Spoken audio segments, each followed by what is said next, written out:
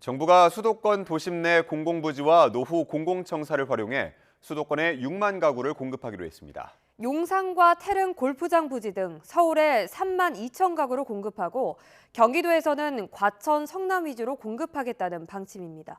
최도희 기자입니다. 정부가 수도권 도심 공공부지와 노후청사를 활용해 청년층을 중심으로 6만 가구 규모 주택을 공급하기로 했습니다. 수도권 곳곳에 오는 2030년까지 135만 가구를 공급하겠다며 지난해 내놓은 97 공급 대책의 일환입니다. 기존에 계획된 용산 물량을 포함하여 총 6만 호를 공급할 계획입니다. 이는 판교 신도시 2개를 합친 것과 유사한 규모로 특히 청년과 신혼부부 등에 중점적으로 공급하여 지역별로 보면 서울 물량이 3만 2천 가구로 전체의 절반을 넘습니다. 우선 용산구 일대에는 용산국제업무지구와 캠프킴 등 12,000여 가구를 공급합니다. 문재인 정부 시절 추진했다가 주민 반발로 무산됐던 노원구 태릉 골프장 부지 개발을 통해 6천여 가구를 마련하고 동대문구, 은평구에서도 1,000가구 이상을 공급하기로 했습니다. 경기도의 경우 아파트값이 상승세를 이어가는 과천과 성남을 중심으로 물량을 투입할 예정입니다. 과천에서는 과천 경마장 부지 등을 활용해 1만 가구 가까이 건설하기로 했고 성남시에는 판교 테크노밸리와 성남시청 인근 그린벨트를 해제해 공공택지를 조성합니다. 아울러 서울의료원 남측 부지와 같은 노후청사 복합 개발을 통해 1만 가구 가까이 공급하는 방안도 담았습니다. 정부는 해당 지역을 토지거래 허가구역으로 지정해 투기성 거래를 차단하기로 했습니다. 이와 함께 속도감 있게 사업을 추진해 내년부터 주택 착공에 돌입하겠다는 계획인데 국민이 체감할 수 있는 공급 속도전이 정책 성패를 가를 전망입니다. YTN 최두입니다. 이번 주 서울 아파트값 상승률이 3주 연속 커지며 14주 만에 최대 상승폭을 기록했습니다. 특히 안양 동안구와 용인 수지구가 0.58% 올라서 전국 최고 상승률을 나타냈습니다. 전월세 가격 상승에 따른 주거 불안이 부른 결과로 보입니다. 이승은 기자가 보도합니다. 지난 26일 기준인 1월 넷째 주 서울 아파트 값이 0.31% 올랐습니다. 51주 연속 상승인데 3주 연속 상승폭이 커졌습니다. 지난해 11호 대책 발표 직후인 20일 조사에서 0.5% 오른 이후 14주 만에 상승폭이 가장 컸습니다. 25개 모든 자치구에서 올랐는데 강남권이 아닌 비강남 지역이 상승세를 주도했습니다. 관악구가 0.55%로 가장 많이 올랐고 동작구가 0.44%, 성북구가 0.42% 올랐습니다. 경기도에서는 안양 동안구와 용인 수지구가 각각 0.58% 오르며 전국 최고 상승률을 기록했습니다. 특히 용인 수지구는 강남으로 이어지는 교통 여건에다 반도체 클러스터 기대감에 7주 연속 전국 최고 상승률을 기록했습니다. 전문가들은 서울의 매물도 공급도 대출도 부족한 상황에서 전세, 월세가 오르자 전세금에 더해 집을 사는 움직임이 일고 있다고 진단합니다. 전세값의 경우 전국적으로 0.09% 올라 0.08%였던 한 주 전보다 상승폭이 커졌습니다. 서울에 공급이 많지 않은 와중에 전세 시장의 불안이라든지 매물 부족도 월세화까지 이어지면서 7억 원에서 10억 원대의 주택을 구입할 수 있는 지역 위주로 가격 상승 거래가 체결되는 분위기인 것 같아요. 다만 이재명 대통령이 잇따라 부동산 세제 강화 방침을 밝힌 데다 추가 공급 대책이 나온 만큼 앞으로의 추이는 지켜봐야 합니다. YTN 이승은입니다. 글로벌 메모리 반도체 생산량의 70%를 책임지는 삼성전자와 SK하이닉스가 반도체 슈퍼사이클을 타고 지난해 역대급 실적을 냈습니다.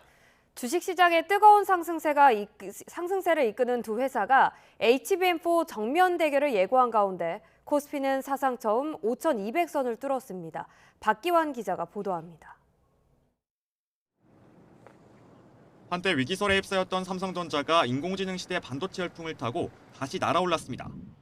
지난해 333조 원 넘는 매출을 거두며 역대 최대 기록을 다시 썼고 연간 영업이익도 역대 4위에 올랐습니다.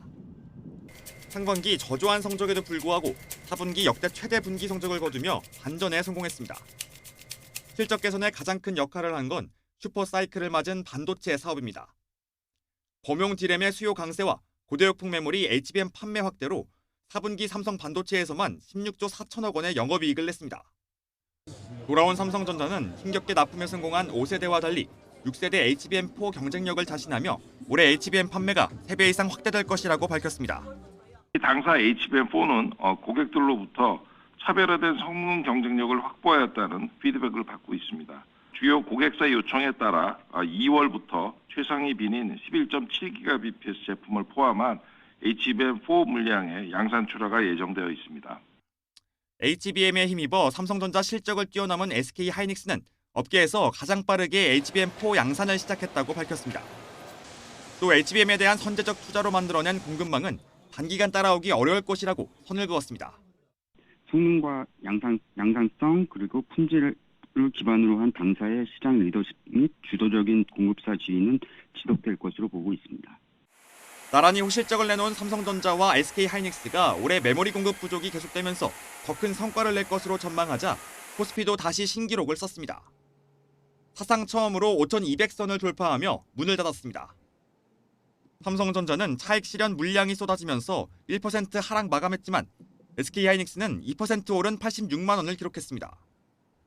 연일 무서운 상승세를 보이는 코스닥 지수는 3% 가까이 오르면서 1,160선에 올라섰습니다. YTN 박견입니다. 국민의힘이 당원 게시판 사태를 이유로 한동훈 전 대표를 최종 제명했습니다. 친한동훈계를 중심으로 장동혁 지도부의 총사퇴를 요구하는 목소리가 줄을 잇는 등 당 내홍이 절정으로 치닫고 있습니다. 박정현 기자입니다. 국민의힘 장동혁 대표가 당무에 복귀하고 처음 열리는 최고위, 안건인 한동훈 전 대표 제명안을 두고 일종의 대리신경전이 벌어졌습니다. 당권파는 한 전 대표를 고슴도치나 악성부채에 빗대면서 징계는 당의 원칙을 세우는 문제라고 강변했고, 친한계는 윤석열 전 대통령 탄핵에 앞장선 한 전 대표에 대한 정치 보복이다. 장 대표가 단식으로 얻은 건 한 전 대표 축출밖에 없다고 깎아내렸습니다. 고슴도치는 날카로운 가시로 계속 가족들을 찔렀고, 가장 슬펐던 것은 그 고슴도치가 누가 자기 자신의 가족인지 구분하지 못한다는 거였습니다. 탄핵 찬성한 사람을 쫓아내면 국민들 시야에서는 우리 당이 어떻게 보이겠습니까? 이게 정말 지방선거에 도움이 되고 우리 당의 미래에 도움이 됩니까? 의결 권한을 가진 최고위원 단 9명만 참여한 비공개 회의는 속전속결 17분 만에 끝났습니다.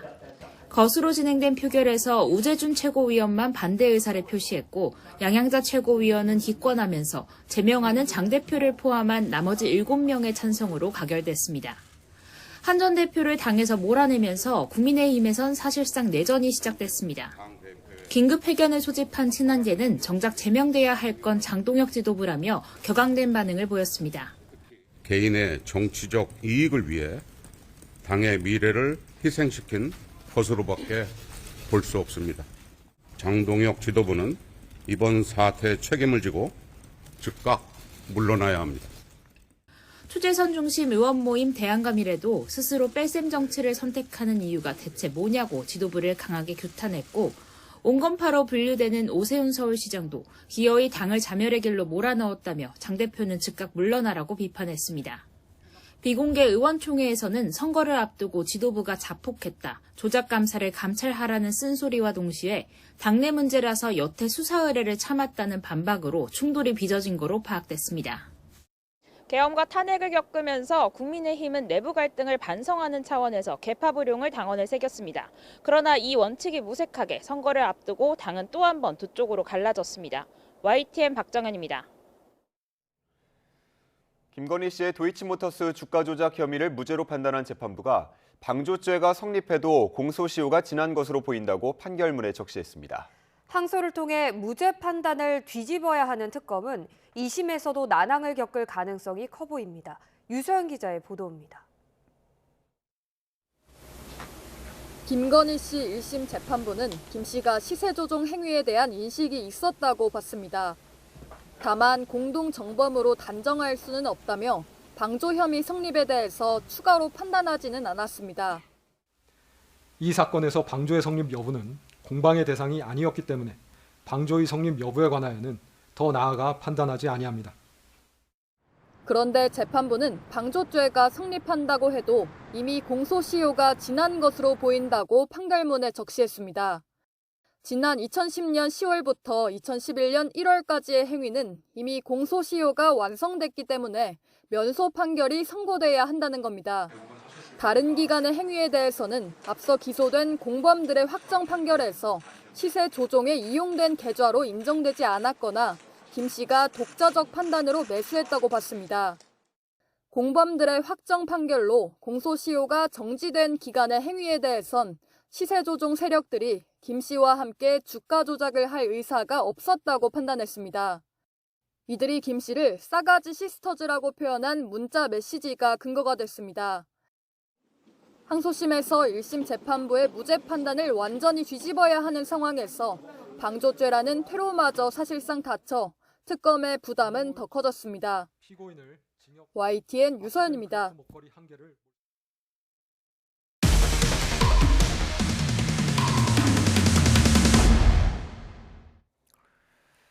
주요 사건 사고 소식 살펴보겠습니다. 무면허로 전동 킥보드를 몰다가 행인을 치고 뺑소니까지 벌인 고등학생에게 불기소 처분이 내려졌습니다. 검찰은 가해자가 소년이고 시민 자문단 의견도 반영했다는 입장이지만 피해자 가족은 납득할 수 없는 결정이라며 분통을 터뜨리고 있습니다. 송수연 기자의 단독 보도입니다. 지난해 7월 2일 아침 출근길에 오른 20대 여성 A씨가 발걸음을 재촉합니다. 버스를 타러 대로변으로 나서는 사이 갑자기 킥보드 한 대가 쏜살같이 달려오더니 그대로 들이받았고 A씨는 그대로 정신을 잃고 쓰러졌습니다. 사고가 일어난 현장입니다. 당시 피해 여성은 담벼락 뒤쪽에서 튀어나온 전동 킥보드에 치여 쓰러졌는데요. 킥보드 운전자는 구급차가 도착한 것을 보고는 아무런 인적 사항도 남기지 않고 자리를 벗어났습니다. 심정지 상태로 병원으로 옮겨진 A씨는 뇌출혈과 머리뼈 골절 진단을 받았습니다. 다행히 위급한 상태는 넘겼지만 외상 후 스트레스 장애와 뇌진탕 후유증으로 퇴사해야 했고 그토록 꿈꿔왔던 첫 직장 생활은 한순간에 무너졌습니다. 너무 본인 스스로도 너무 억울하다고 정말 가해자를 어떻게 용서할 수가 없다 그런 말을 본인이 직접 했습니다. 그 말을 듣고 저희는 너무 심정이 너무 무너지는. 추적 결과 달아난 가해자는 당시 고등학교 2학년이던 만 17살 B군으로 드러났습니다. 경찰은 지난해 8월 B군에게 무면허 운전과 뺑소니 혐의로 검찰에 넘겼는데 6개월여 만인 지난 23일 가족들은 불기소 처분이 내려졌다는 황망한 소식을 접했습니다. 피의자 나이가 비교적 어리고 관련 법규를 숙지하지 못했다는 이유로 검찰이 교육 프로그램을 이수하는 조건으로 재판에 넘기지 않는 기소유예 처분을 내린 겁니다. 피해자 가족은 합의조차 되지 않았는데 납득할 수 없다고 분통을 터뜨렸습니다. 저희는 합의 과정이 불가하게 이후에 당연히 담당 검사께서 저희 피해자인 딸을 불러서 사건 조사를 할 거라고 생각을 하고 기다리고 있었습니다. 취재가 시작되자 검찰은 YTN에 외부 인원 11명이 참여하는 검찰 시민위원회에서 만장일치에 가깝게 기소유예 의견이 나왔고 담당 검사가 이런 의견을 반영했다고 해명했습니다. 하지만 시민위원회 의견은 권고일 뿐 구속력이 없는 데다 법조계에서도 통상적이지 않다는 의견이 적지 않습니다. 이건 사실 면죄부나 마찬가지예요. 피해가 굉장히 중하고 피해 회복이 안 됐고 피해자의 용서를 받지 못했는데 국가가 앞장서서 용서를 해줄 수는 없다. 무엇보다 A씨와 가족들은 시민위원회가 열린 사실도 몰랐고 피해자에 대해서는 단 한 차례 조사도 없이 처분이 내려진 것을 받아들이기 어렵다고 말합니다. 피해자인 저희 딸은 8주의 중상해를 입고 지금 아직도 후유증에 시달리고 있습니다. 그리고 제가 좀 얘기를 지금 하다가 조금 너무 울컥해서 가족들은 피해자의 인권보다 가해자의 미래를 우선하는 결정을 받아들일 수 없다며 불복 절차와 함께 민사소송을 검토하고 있습니다. YTN 송수연입니다. 최근 국내로 압송된 캄보디아 범죄 조직원 가운데 상당수는 물품 구매 사기에 가담했습니다. 경찰 조사에서 해당 조직이 관공서나 기관 140곳을 사칭해 200명 넘는 피해자에게서 71억 원을 뜯은 것으로 드러났습니다. 차상은 기자입니다. 지난해 12월 9일 캄보디아에서 체포된 사기 범죄 조직원 70여 명이 지난주 국내로 압송되는 모습입니다. 이 가운데 3분의 2가량은 물품 판매 사기 피의자로 모두 부산에서 조사받았습니다. 공무원과 판매업체 관계자로 역할을 나눠 특정 업체 물품을 대신 구매해달라고 피해자를 속여 돈을 가로채는 게 대표적인 범행 수법입니다. 당일이나 그 다음 날이나 계약을 한 게 또 할 게 있어가지고 또 제 주무관 이름 들으니까 또 너무 믿었던 거지. 경찰은 해당 조직이 캄보디아 시아누크빌 지역에 거점을 두고 사기 행각을 벌였다고 밝혔습니다. 납품, 공사, 용역 등 마치 계약을 할 것처럼 속인 후 다른 특정 업체에서 물품을 대리구매해달라고 하여 그 구매 대금을 송금받으며 지난해 8월부터 12월까지 관공서와 군부대, 병원 등 모두 144곳을 사칭해 200명 넘는 피해자에게서 71억 원을 가로챘다는 게 경찰 조사 결과입니다. 일부 조직원들은 취업 사기를 당했다거나 납치 감금 피해자라고 주장했지만 실제로는 범행에 자발적으로 가담한 거로 드러났습니다. 공무원은 갑이라며 매달리거나 비굴한 말투를 하지 말라는 지침도 있었는데 관공서와 원활한 관계를 유지하려는 피해자들의 심리를 파고들었다는 게 경찰 설명입니다. 과거에 구매 이력이 있다고 하더라도 상대방이 알려주는 전화번호가 아닌 공식 대표 번호로 전화를 해서 확인하는 절차가 필요하겠습니다.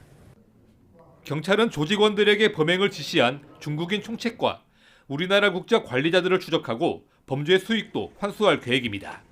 YTN 차상입니다. 이어서 오늘의 주요 재판 일정입니다. 사법농단 의혹으로 기소돼 1심에서 무죄를 선고받은 양승태 전 대법원장의 2심 선고가 오늘 나옵니다. 서울고등법원은 오늘 오후 2시 직권남용 등 혐의로 재판에 넘겨진 양 전 대법원장과 박병대, 고영한 전 대법관의 선고기일을 진행합니다. 양 전 대법원장은 지난 2011년부터 임기 6년간 사법부 수건사업이던 상고법원 도입을 목적으로 박근혜 정부의 도움을 받기 위해 각종 재판 등에 부당하게 개입한 혐의로 지난 2019년 기소됐습니다. 불법 정치자금 수수 혐의로 기소된 송영길 전 민주당 대표의 보좌관에 대한 2심 선고가 오늘 나옵니다. 서울고등법원은 오늘 오후 2시 정치자금법 위반 혐의 등으로 재판에 넘겨진 송 전 대표 보좌관 출신 박용수 씨에 대한 선고기일을 진행합니다. 앞서 1심 재판부는 일부 정치자금법 위반 혐의만 유죄로 인정해 박 씨에게 징역 1년 2개월을 선고했습니다.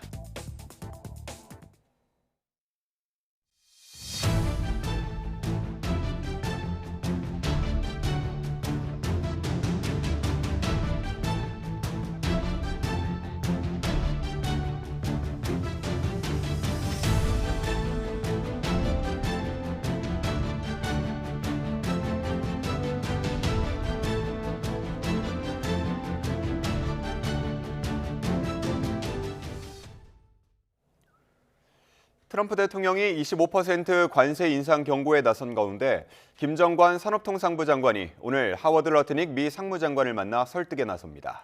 여한구 통상교섭 본부장도 밤늦게 워싱턴 DC에 도착해 미 무역대표부 대표를 만나서 관세 재인상을 막기 위한 총력전을 펼칠 계획입니다. 워싱턴 연결합니다. 홍상희 특파원. 어젯밤 김정관 산업장관이 미국으로 급파됐는데요. 러트닉 장관과의 회담이 시작됐습니까? 네, 회담은 아직 시작되지 않았습니다. 미국 현지 시간으로 오늘 오후 4시 이후, 우리 시간으로는 오전 6시 이후에 이 상무부 청사에서 회담이 시작될 것으로 예상이 되고 있습니다. 캐나다 출장 일정을 소화하고 어젯밤 워싱턴 DC에 도착한 김정관 장관은 이미 러트닉 장관과 대화를 나눴다며 한국 내 입법 진행 상황에 대해 불만을 가진 걸로 파악하고 있다고 말했죠. 지난해 관세 협상에서 대화 상대인 러트닉 상무장관과는 이미 모든 이슈를 터놓고 이야기할 수 있는 사이가 됐다면서 이번 회동에서도 미국 측의 오해를 풀기 위해 차분하게 임하겠다고 말했습니다. 김정관 장관이 오늘 회동에서 강조할 내용은 두 가지입니다. 먼저 한국 정부가 지난해 무역협상에서 약속한 3,500억 달러, 약 505조 원 규모의 대미 투자 계획에는 변함이 없다는 점, 또 우리 국회의 입법 상황과 절차에 대해 설명을 해서 미국의 오해를 풀겠다는 겁니다. 어젯밤 발언을 다시 들어보시겠습니다. 러트닉 상무 장관도 그런 생각들을 하고 있어서 우리 국내 입법 진행 상황에 대해서 오해가 없도록 잘 설명하고 한국 정부가 미국과의 협력 투자 관련해서는 어떤 확고의 변한다든지 그런 건 없기 때문에 그런 부분 내용들을 충실하게 잘 설명을 하려고 합니다. 네, 또 미국 측이 정보통신망법 개정안과 국회에서 발의된 온라인 플랫폼법 등 비관세 장벽과 쿠팡 사태에 대해 만약에 불만을 제기할 경우엔 쿠팡의 대규모 개인정보 유출 사태를 충분히 설명하고 설득에 나서겠다고도 말했습니다. 김 장관은 크리스 라이트 에너지부 장관과 더그 버검 백악관 에너지위원장과도 만나 지난해 한미 정상회담에서 합의한 한국의 우라늄 농축, 재처리 권한 확대를 위한 미국의 협조도 촉구할 것으로 보입니다. 여한고 통상교섭본부장도 방미길에 올랐죠. 네, 여한고 본부장은 이곳 시각으로 오늘 밤 10시 반쯤 워싱턴 DC 레이건 공항을 통해서 입국할 예정입니다. 트럼프발 25% 관세 인상 발표에 대응해 우리 정부의 관세 협상 라인이자 통상 투톱이 모두 출동을 하게 되는 건데요. 여 본부장은 출발 직전에 이번 방미 목표에 대해 합리적 해결책을 찾겠다고 말했습니다. 여 본부장은 내일 자신의 대화 상대인 제이미슨 그리어 미 무역대표부 대표와 만나서 미국 정부와 의회 상황을 파악하고 관세 인상 발표가 철회될 수 있도록 해결 방안을 협의할 것으로 보입니다. 또 한국 국회의 정치 상황을 설명하고 디지털 규제 등 통상 현안에 대해서도 논의할 것으로 보입니다. 관세 협상 라인이 다시 워싱턴 협의에 나서면서 트럼프발 관세 인상 사태가 이번 주 상황 전환을 위한 기회이자 또 도전이 될 전망입니다. 네, 이런 가운데 트럼프 대통령이 관세를 더 부과할 수 있다는 발언을 했다고요? 오늘 백악관에서 주재한 내각회의에서 언급한 내용입니다. 우리나라를 딱 지목하지는 않았는데요. 지금까지 자신이 부과한 관세가 사실 매우 관대했다라면서 지금보다 더 높아질 수 있다고 경고를 했습니다. 트럼프 대통령의 말을 들어보시겠습니다. The tariffs could be much steeper. We've been actually very nice about it.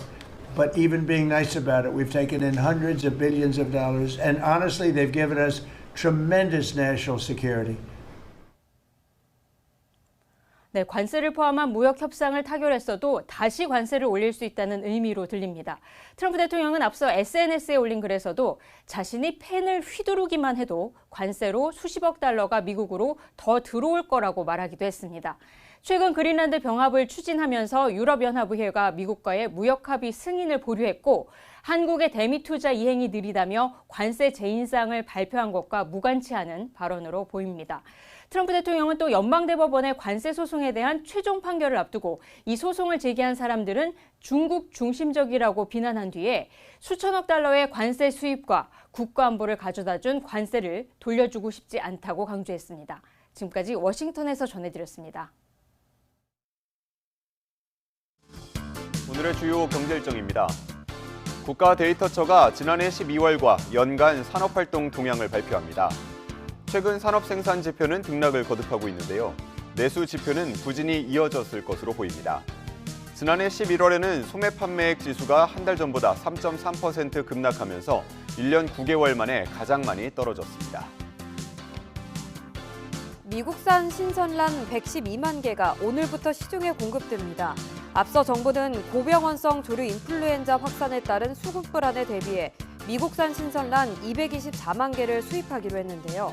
지난 23일 112만 개가 국내에 도착해 검역과 식품 검사를 거쳤습니다. 국토교통부가 공공주택 공급 속도를 높이기 위해 사업 시행 방식을 바꾸고 오늘부터 민간 사업자 모집에 착수합니다. 이번 공모는 한국토지주택공사 LH 직접 시행으로 전환되는 공공주택 사업자를 모집하는 첫 사례입니다. 인천, 양주, 오산 등 이번 공모를 통해 공급되는 주택은 올해 착공을 목표로 추진됩니다.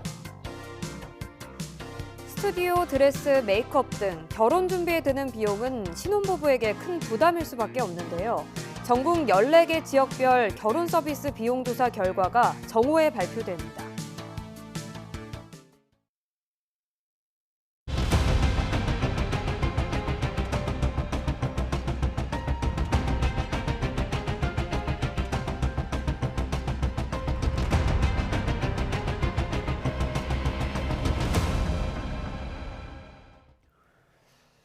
강선호 의원 1억 공천원금 의혹에 더해 강서구청장 보궐선거 출마를 위한 금품 전달 의혹까지 불거진 김경전 서울시 의원이 네 번째 조사를 마치고 16시간 만에 귀가했습니다.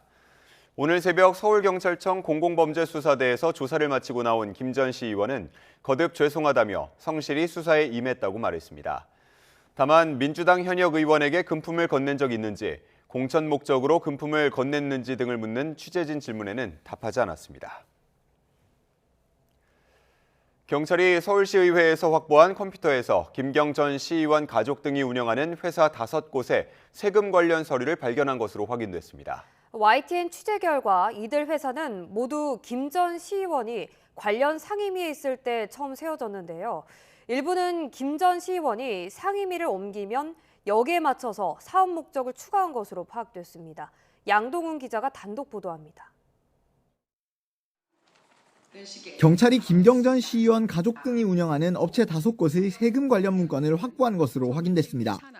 서류는 경찰이 서울시의회에서 이미 제출받은 PC에서 발견됐는데 앞서 YTN이 단독 보도한 녹취 120여 개가 저장돼 있던 컴퓨터입니다. 경찰은 최근 해당 PC에 대한 포렌식을 마쳤는데 녹취와 함께 업체 5곳의 부가가치세 신고서가 발견됐습니다. 서류상 김 전 시의원이 직접 등장하지는 않지만 어머니나 남동생이 전현직 대표로 있거나 김 전 시의원 소유 상가에 입주한 업체 등이었습니다. 이 중 일부는 서울시 등에서 여러 차례 각종 계약을 따내 김 전 시의원이 특혜를 준 것 아니냐는 의혹이 제기됐는데 YTN 취재진은 이들 회사 설립 때부터 김 전 시의원과의 관계가 의심되는 정황을 포착했습니다. 이들 회사 5곳은 처음에는 모두 교육 관련 회사로 만들어졌습니다. 그런데 YTN 취재 결과 회사 설립 시점이 하나같이 김경 시의원이 서울시 교육위원회 위원이던 때와 일치하는 것으로 확인됐습니다. 김 전 시의원이 교육 관련 상임위에 있을 때 때마침 가족들도 교육 관련 업체를 창업한 겁니다. 이뿐 아니라 김 전 시의원이 상임위를 옮기면 여기에 맞춰 사업 목적을 추가한 정황도 드러났습니다. 한 업체는 김 전 시의원의 상임위가 도시계획위원회로 바뀌자 이름을 건설사로 변경하고 사업 목적에 건축공사업을 추가했습니다. 5곳 중 또 다른 회사는 김 전 시의원이 문화체육관광위원장이 되자 사업 목적에 미디어 콘텐츠 창작업 등을 끼워 넣었습니다. 또 경찰이 확보한 녹취 120여 개 가운데 김 전 시의원이 직접 세무사나 시중은행 측과 통화하며 일부 업체에 부과된 세금이나 비용 등에 대해 논의하는 내용도 있는 것으로 파악됐습니다. 김 전 시의원이 자신의 상임위 이동에 따라 가족을 통해 관련 사업을 벌이는 상임위 비즈니스를 벌인 것 아니냐는 의혹까지 불거지는 상황. 서울시에서 진행 중인 감사를 넘어 경찰의 대대적인 수사가 필요하다는 목소리가 커지고 있습니다. YTN 양동훈입니다. 김병기 의원이 쿠팡에 취업한 전직 보좌진에 대한 인사불이익을 청탁했다는 의혹과 관련해 경찰이 쿠팡 본사 등을 압수수색했습니다. 서울경찰청 공공범죄수사대는 어제 김 의원의 업무방해 혐의와 관련한 자료를 확보하기 위해서 쿠팡 본사와 사회공헌위원회 등 2곳을 압수수색했다고 밝혔습니다. 김 의원은 지난해 9월 박대준 당시 쿠팡 대표와 점심 식사를 하며 자신의 보좌진 출신인 쿠팡 임원에게 인사불이익을 줄 것을 요청했다는 의혹을 받고 있습니다. 한 줄 뉴스입니다.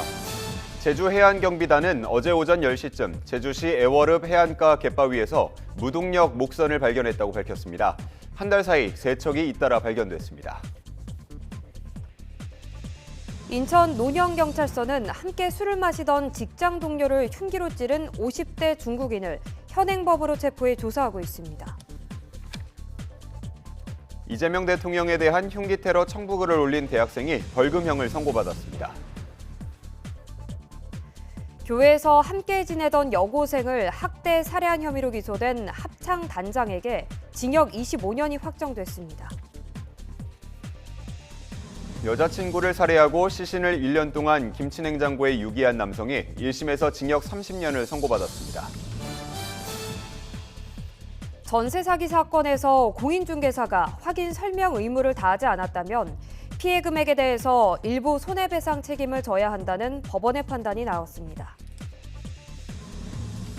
삼성전자가 사업부문 평가를 기초로 근로자들에게 지급하는 목표 인센티브를 퇴직금 산정 기준인 평균 임금에 포함해야 한다는 대법원 판단이 나왔습니다. 지금까지 한 줄 뉴스였습니다. 탈세 논란과 관련해 군 복무 중인 차은우 씨가 직접 SNS를 통해 사과하고 소속사도 2차례나 입장을 냈습니다. 하지만 구체적인 해명 대신 관계기관 판단에 따른 앞으로의 책임을 강조했는데요. 어떤 이유에서일지 김승환 기자가 보도합니다. 차은우 씨는 탈세 의혹으로 200억 세금 추징을 통보받았다는 보도가 나온 뒤 나흘 만에 처음 입장을 밝혔습니다. 진심으로 사과한다고 운을 뗐지만 여러 가지 일들로 심려와 실망을 안겨드렸다는 포괄적인 표현에 그쳤습니다. 향후 최종 판단이 나오면 책임을 다하겠다고 언급했지만 의혹의 중심인 페이퍼 컴퍼니 실체나 법인 설계의 배경 등에 대해선 구체적으로 설명하지 않았습니다. 본인의 책임을 다할 것이다. 이렇게 밝힌 부분들은 이제 긍정적이고요. 다만 어떤 부분에 대한 사과인지는 구체적으로 이제 인정되지 않은 것 같습니다. 네. 소속사 역시 2차례 입장문을 내면서 확정된 사안이 아니다. 판단이 명확해지면 책임 있게 이행하겠다고 할 뿐 쟁점에 대한 직접적인 언급은 없었습니다. 이 같은 대응은 갑질 의혹 등 각종 논란에 휘말린 방송인 박나래 씨가 말을 아낀 것과 비슷한 맥락으로 읽힙니다. 법적 절차를 진행 중에 있습니다. 그 과정에서 추가적인 공개 발언이나 설명은 하지 않도록 하겠습니다. 법적 행정적 판단이 진행 중인 상황에서 구체적 해명이 오히려 불리하게 작용하거나 추가 의혹 제기로 이어질 수 있다는 점에서 리스크를 최소화하려는 대응으로 보입니다. K-팝 아티스트의 심각한 논란을 가정한 사과 메시지를 대중이 어떻게 받아들이는지 살펴본 논문을 보면 감정에 호소하는 감성적 메시지가 이성적 메시지보다 대중이 사과를 받아들이게 하는데 더 효과적이었습니다. 또 팬들은 사과 방식이나 주체보다는 사건 자체의 심각성을 더 중요하게 평가하는 경향성도 확인됐습니다. 결국 잘 짜인 사과 메시지는 일정 부분 효과를 거둘 수는 있지만 법적 결론 등을 통해 의혹이 어느 정도 정리되기 전까지는 평판 회복에 시간이 걸릴 수 있다는 분석이 나옵니다. YTN 김승환입니다.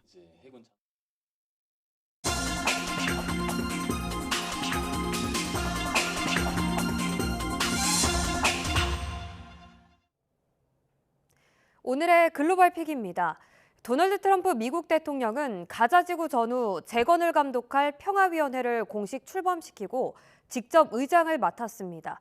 유엔을 우회하는 실험으로 국제 질서의 판을 흔들고 있다는 평가가 나오면서 논란이 커지고 있습니다. 권영희 기자가 보도합니다. 트럼프 미 대통령이 주도하는 평화위원회의 명분은 가자지구 전쟁이 끝난 뒤 재건과 평화 구축입니다. 그러나 헌장에는 가자지구에 대한 명확한 역할 규정은 아예 빠져 있습니다. 트럼프는 전 세계 분쟁으로 역할을 확대할 수 있다며 유엔을 대체할 가능성도 언급했습니다. 벌써 유엔 해체 프레임이라는 우려가 나오고 있고 실제 유엔은 철저히 배제되고 있습니다. I mean, it's the first time I saw it, but I mean, as I said, I think we're continuing our work. 게다가 의장인 트럼프에게 거부권과 위원 해임권 등 광범위한 권한이 집중돼 있습니다. 국제사회는 이 기구가 다자주의 국제 질서를 약화시킬 수 있다고 경고합니다. I think it's a very serious problem because it is up to this Board of Peace, which is basically a one-man show. All the power lies with US President Donald Trump, 100%. 유럽 주요국들이 참여를 거부하거나 유보한 배경도 여기에 있습니다. 러시아와 이스라엘 지도자가 동시에 포함된 것도 정당성 논란을 키웁니다. To deal with conflict around the world, almost an attempt to create something parallel to the United Nations. 미국 내에서도 팔레스타인 문제가 오히려 겉돌게 될 수 있다는 지적이 나옵니다. This is not a group of people who are attuned or sensitive to Palestinian needs or who respect Palestinian rights. or even who acknowledge Palestinian agency. 하지만 평화위원회는 유엔 안보리 결의를 통해 한시적인 국제법적 근거를 확보했습니다. 일부에선 휴전 관리와 국제 자금 동원 측면에서 제한적 역할을 할 수 있다는 평가도 나옵니다. 강력한 권한과 불투명한 구조 속에서 출범한 트럼프의 평화위원회. 국제 평화를 위한 실험이 될지, 유엔 중심 질서를 흔드는 분기점이 될지는 이제 국제사회의 판단에 달려 있습니다. YTN 권영입니다. 콜롬비아에서 15명을 태운 항공기가 추락해 탑승객 전원이 숨졌습니다. 마리아 페르난다 로하스 콜롬비아 교통부 장관은 현지 시간 28일 기자회견을 열고 쿠쿠타에서 오카냐 노선을 운항 중이던 항공기가 교신이 끊긴 뒤 인근 마을에서 잔해를 발견했다고 밝혔습니다. 사고 항공기에는 승객 13명과 승무원 2명이 타고 있었지만 모두 숨졌습니다. 중국이 미얀마에서 온라인 사기 범죄를 저지른 일당에게 사형을 집행했습니다. 중국 관영 CCTV는 원저우시 중급인민법원이 미얀마 사기 범죄 조직 밍씨 일가 11명의 사형을 집행했다고 보도했습니다. 이들은 지난해 9월 살인과 상해, 불법 구금, 사기, 도박장 개설 등의 혐의로 1심에서 사형을 선고받고 11월 2심에서도 판결이 유지됐습니다. 지금까지 글로벌 PD였습니다. 올해는 충남 서해안의 대표 먹거리인 새조개에 이어 참소라까지 수확량이 크게 늘었습니다. 두 해산물이 모두 풍년을 이루면서 겨울철 미식가들을 유혹하고 있습니다. 오승훈 기자입니다. 커다란 그물 안에서 각종 해산물이 쏟아져 나옵니다. 갯벌 흙을 깨끗이 씻어내자 싱싱한 참소라들이 모습을 드러냅니다. 어민들의 손놀림이 분주해지고 바구니는 금세 가득 찹니다. 새조개로 유명한 충남 홍성 천수만에서 참소라 수확이 본격적으로 시작됐습니다. 참소라는 수심 10m 안팎의 모래나 바위에서 서식하는데 올해는 적정한 수온이 유지돼 수확량이 크게 늘었습니다. 평년보다 10배 이상 잡히면서 대풍년이라는 말까지 나옵니다. 하루 1톤에서 1.5톤 정도는 꾸준히 잡히고 있습니다. 예년에 비해서 아주 흡족한 그런 어획량입니다. 그래서 어민들도 좀 풍성하고 얼굴이 좀 많이 밝아진 상황입니다. 어민들은 먹이가 되는 새조개가 지난해보다 잘 자란 점이 수확량 증가로 이어진 것 같다고 말합니다. 참소라는 대표적인 저지방, 고단백 식품으로 타우린이 풍부해 성인병 예방에 도움이 되는 것으로 알려졌습니다. 축제가 열리고 있는 홍성 남당항에는 새조개와 함께 참소라를 맛보려는 관광객들의 발길이 이어지고 있습니다. 참소라 처음 먹어보니까 뭐라고 해야 되나 좀 쫀득쫀득하니 좀 맛이 또 새조개하고는 조금 차이가 있네요. 먹어보니까 참 맛은 좋습니다. 지난해 새조개 품귀 현상으로 어려움을 겪었던 상인들도 덩달아 신이 났습니다. 참소라가 작년보다도 10배는 더 맛있어요. 새조개를 먹어서 그런 것 같아요. 우리도 되게 흐뭇해요. 소라 때문에. 추운 겨울이지만 새조개와 참소라 수확량이 크게 늘면서 홍성 남당항이 활기를 띠고 있습니다. YTN 오승훈입니다. 제주에서 재생에너지로 키운 아리백 감귤이 국내에서 처음 출시됐습니다. 태양광 발전을 활용해 농업 분야에서도 탄소 중립을 위한 노력이 본격화되고 있습니다. 보도에 고재영 기자입니다. 시설하우스 안에서 감귤나무가 탐스러운 열매를 맺었습니다. 이 귤은 필요한 전력을 100% 재생에너지로 충당한 이른바 아리백 감귤입니다. 제주도 농업기술원은 두개동에서 실증 재배했고 올해 400kg을 처음 수확했습니다. 이번 실증에서 눈에 띄는 건 시설하우스에 부착하는 필름형 태양광입니다. 필름형 태양광 모듈은 별도의 설치 공간이 필요가 없고 그다음에 유연한 구조이기 때문에 하우스 곳간부에도 설치가 용이한 그런 장점이 있습니다. 태양광 발전으로 얻어진 전기를 히트펌프로 난방에 사용합니다. 에너지 저장 장치를 통해 날씨에 따라 발전량이 들쭉날쭉한 태양광의 한계도 극복했습니다. 제주도는 필름형 태양광을 개량하고 태양광 시설이 설치된 농가 2곳을 선정해 우선 보급할 계획입니다. 아리백 감귤 확대는 자가 발전을 통한 농가 소득으로 이어지고 탄소 중립에도 이바지할 것으로 기대를 모으고 있습니다. 전기를 직접 생산해서 하게 되게 되면 농가 소득이 더 커지게 되는 효과가 있게 될 것 같습니다. 그게 가장 큰 것이고요. 농업 분야에서의 탄소 중립이 이루어지게 되는 이런 부분이 큰 성과가 아닌가 싶습니다. 달걀과 우유에 이어 감귤까지 아리백 인증을 받으면서 제주 지역 1차 산업의 탄소 중립 달성에도 속도가 붙을 전망입니다. YTN 고재영입니다.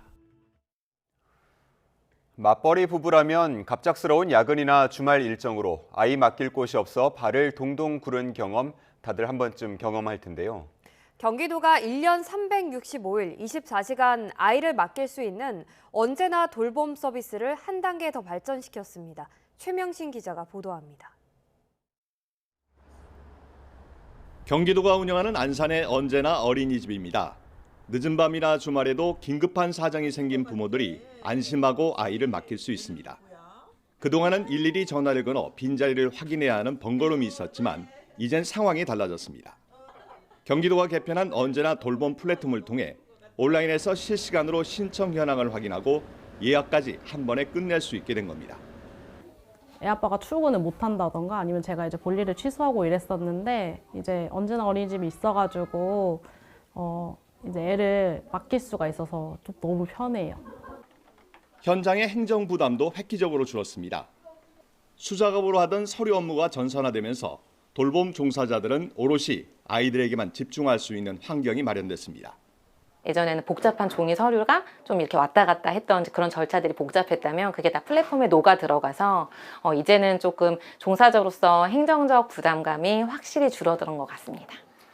경기도는 돌봄 서비스 확대와 함께 친인척 돌봄 수당을 26개 시군으로 늘리고 다자녀 가정의 이용료 지원도 강화하기로 했습니다. 경기도가 부모님들의 든든한 파트너가 되어 아이들의 웃음소리가 끊이지 않는 환경을 약속드리겠습니다. 도는 위기 임산부 상담망을 강화하는 등 더 촘촘한 돌봄 안전망을 구축해 나갈 계획입니다. YTN 최명신입니다.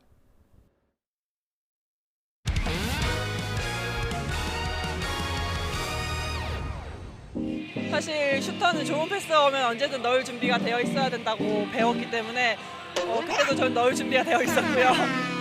세트를 다시 벌어주고 아야로 석점! 터집니다. 김단비 탑에서 석점 김단비 바로 던집니다. 박혜미 이슬만 하면 던지는 박혜미의 석점을 나눕니다. 후윤 통과합니다. 석점차 강희슬 바로 던지는데요. 강희슬 들어갑니다. 후에서 유를 창조하는 강희슬의 석점. 자, 강희슬의 석점인데요. 들어갑니다. 강희슬을 잡아야 합니다. 오른쪽 갑니다. 기다리고 있어요. 연속 가나요? 강희슬!